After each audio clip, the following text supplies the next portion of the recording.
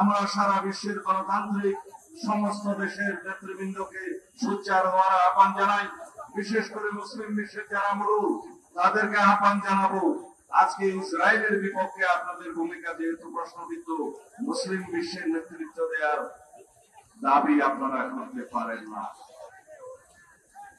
আমরা আজকে এই মঞ্চ থেকে বাংলাদেশ জাতীয়তাবাদী দলের পক্ষ থেকে ফিলিস্তিনি জনগণের প্রতি সংহতি জ্ঞাপন করছি এবং ফিলিস্তিনে অবিলম্বে গণহত্যা বন্ধ করার দাবি জানাচ্ছি। যারা গণহত্যার শিকার হয়েছে তাদের সাথে যারা উপস্থিতি, যে সমস্ত শিশু, বৃদ্ধ এবং মহিলারা বিভিন্ন ভাবে তারা মৃত্যুর শিকার হয়েছে, তারাও গণহত্যার মধ্যে গুনতে হবে।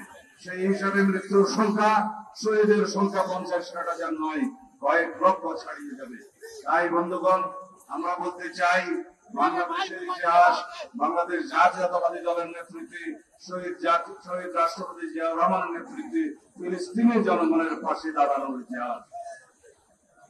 আওয়ামী লীগের ইতিহাস হচ্ছে ইসরায়েলকে পরোক্ষভাবে স্বীকৃতি দিয়ে বাংলাদেশের পাসপোর্ট থেকে ইসরায়েলে যাওয়া বন্ধ করার যে নিষেধাজ্ঞা ছিল সেটা তুলে দিয়ে আওয়ামী লীগ ইসরায়েলকে পরোক্ষভাবে স্বীকৃতি দিয়েছিল।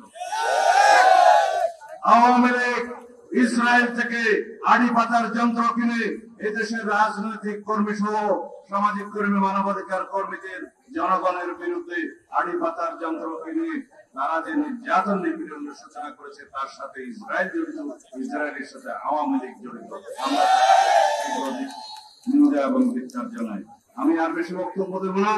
আমরা যে প্রতিবাদ, যে নিন্দা জ্ঞাপনের ধারা শুরু করেছি, এটা যেন ফিলিস্তিনের জনগণের পাশে থাকার অব্যাহত প্রচেষ্টা হয় যতদিন পর্যন্ত ফিলিস্তিনি গণহত্যা বন্ধ না হবে, যতদিন পর্যন্ত স্বাধীন ফিলিস্তিন রাষ্ট্র প্রতিষ্ঠা না হবে, ততদিন পর্যন্ত আমরা এই আন্দোলন সংগ্রাম সমর্থন অব্যাহত রাখবো।